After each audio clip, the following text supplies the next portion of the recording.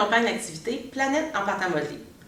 Quand on recherche des images des planètes dans le système solaire, on a souvent des images comme celle-ci, où c'est très beau parce qu'on voit la surface des planètes, mais c'est difficile de comparer les grosseurs, de savoir lesquelles sont vraiment plus grosses que les autres.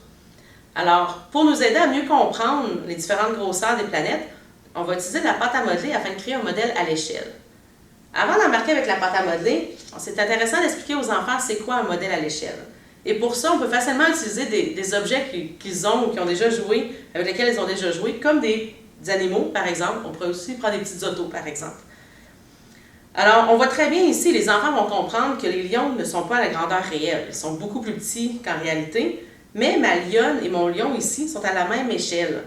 Alors, la lionne, si elle était de cette grosseur-là, bien, le lion aurait cette grosseur-là aussi. Alors, ils ont les mêmes proportions. On peut très bien remarquer que mon petit lion ici, qui est vraiment un lion adulte et non un bébé, n'est pas à la même échelle. Il est beaucoup plus petit, donc il n'a pas les proportions ne sont pas respectées entre mon petit lion et la lionne, par exemple. Alors, ces deux lions-là ici sont à la même échelle, et c'est ce qu'on va faire avec notre pâte à modeler. On va créer les planètes, un modèle de planètes à l'échelle. Donc, évidemment, les planètes beaucoup plus petites que les vraies planètes, mais dont les proportions vont être conservées. Alors, pour faire l'activité, vous avez besoin d'une bonne quantité de pâte à modeler. On recommande environ 3 livres ou 1,4 kg. Vous avez besoin d'une bonne quantité, vous allez voir, parce qu'à la fin, les petites planètes sont très très petites, et si vous en avez moins, vous ne serez même plus capable de les former à la fin, les plus petites. Vous pouvez acheter une bonne quantité de pâte à modeler, ou vous pouvez aussi faire une recette maison de pâte à modeler, peut-être même avec vos enfants la journée avant, par exemple, ou avant de faire cette activité-là. C'est ce qu'on a fait ici. C'est la pâte à modeler dans laquelle on a mis du colorant rouge, et ça a donné une belle pâte à modeler rose pour faire nos planètes. Vous allez aussi avoir besoin d'un couteau, vous allez comprendre pourquoi dans quelques minutes, donc un couteau en plastique fait très bien l'affaire. Des étiquettes pour identifier les différentes boules de pâte à modeler, donc on a tout simplement mis le nom des planètes sur des bouts de papier. Vous allez avoir besoin des instructions pour savoir comment diviser votre grosse boule de pâte à modeler. Vous pouvez soit en imprimer une feuille par équipe afin de les faire travailler à leur propre rythme, ou tout simplement la lire en classe devant tout le groupe pour qu'ils puissent tous avancer au même rythme que vous. Et si vous voulez protéger votre surface de travail, vous pouvez toujours utiliser napperon, nappe ou un bout de papier ciré, peu importe. Alors, on prend notre pâte à modeler. Ici, ça représente le volume de toutes les planètes combinées. Alors, dans ça, on a toutes les planètes. Il faut maintenant savoir comment les séparer. Alors, en premier, on nous dit de diviser cette boule-là de 3 livres en 10 parties égales, à peu près. On pourrait facilement ici en faire des boules comme ça, d'en faire 10 environ égales, mais vous allez voir, c'est plus simple de faire un rouleau, surtout par la suite quand on va avoir des quantités plus petites de pâte à modeler. Alors, j'en fais un rouleau et je vais couper environ mes 10 morceaux égaux. Alors, je divise en deux. Je vais commencer à travailler sur cette moitié-là et je redivise en 5 à peu près. 1, 2, 3, 4, 5, donc des parties à peu près égales. Même chose de l'autre côté. 1, 2, 3, 4 et 5. Alors, voici mes 10 parties. Maintenant, je dois en combiner 6 et c'est Jupiter, en fait le début de Jupiter. 1, 2, 3, 4, 5, 6. Alors, vous voyez comment déjà Jupiter prend une bonne partie de notre pâte à modeler. Alors, je la fais en forme de boule à peu près pour Jupiter. Ensuite, j'ai 4 morceaux qu'il me reste. J'en prends 3 et c'est le début de Saturne. Alors, je les combine. J'en fais une boule et je mets ici sur Saturne. Avec la partie qu'il me reste, maintenant, je dois la diviser en 8 parties égales. Donc là, justement, c'est plus facile de faire un rouleau. Et je coupe en 8. Donc là, c'est assez simple. On divise en 2, encore en 2, et encore une fois en 2, pour avoir 8 parties égales environ. Une fois que j'ai mes 8 morceaux, j'en prends 3 et je les ajoute à Saturne. Je vais les mettre sur le dessus, je les combinerai après pour faire une belle sphère. J'en prends 2 et ça, je les combine pour former Neptune, que je viens de déposer à côté de mon étiquette de Neptune. J'en prends deux autres. Et cette fois-là, c'est Uranus. Vous allez voir, Uranus et Neptune ont des grosseurs similaires. Mais elles ne sont pas terminées. On va en rajouter un petit peu par la suite. Je reviens à ma partie.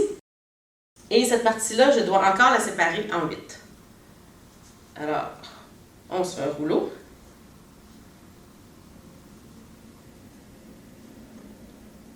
Je la divise en 8 encore une fois, en 2, encore en 2 et encore en 2.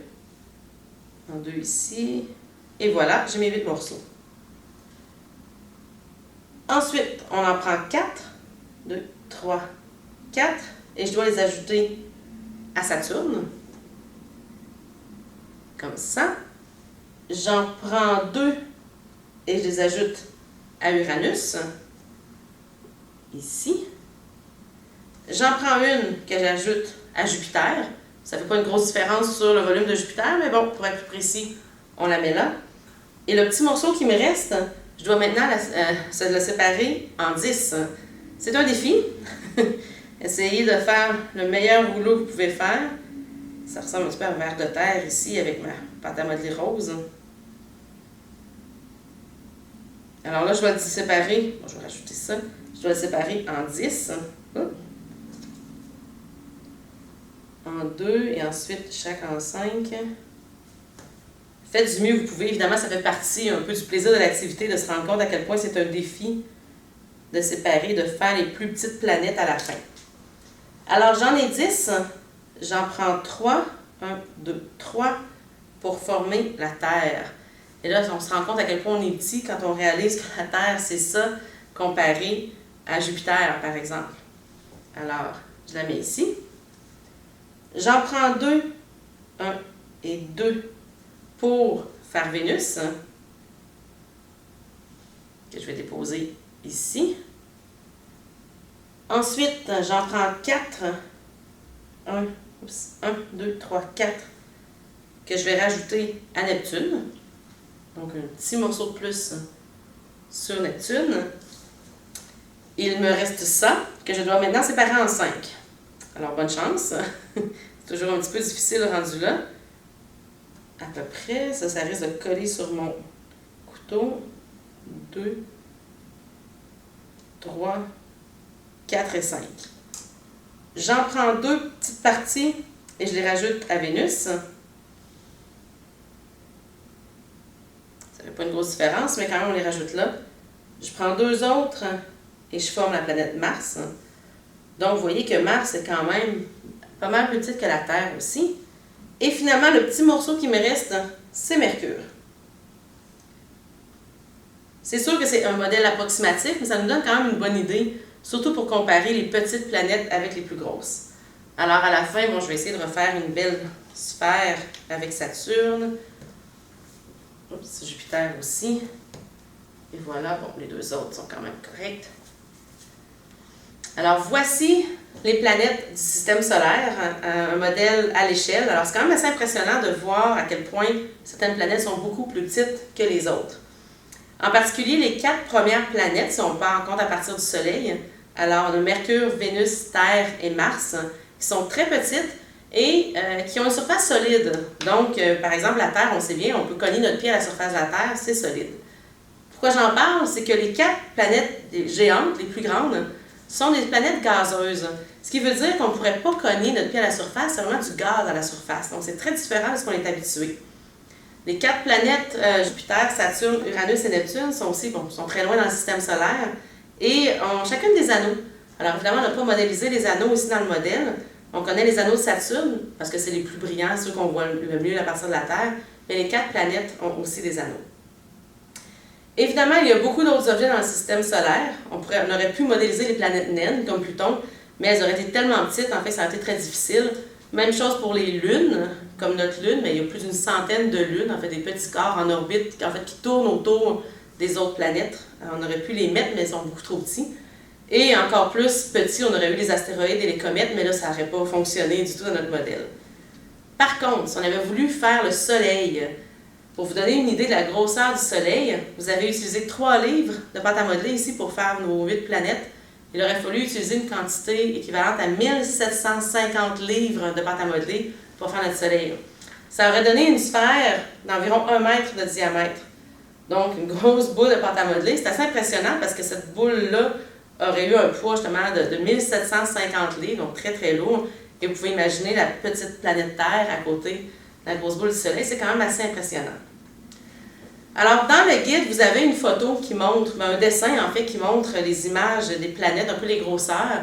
Mais je recommande vraiment de faire l'activité parce qu'en les faisant directement, en les manipulant, on se rend compte à quel point certaines planètes comme Jupiter sont beaucoup plus grosses que les autres. Alors, je vous souhaite de vous amuser en faisant l'activité des planètes en pâte à modeler. À la prochaine!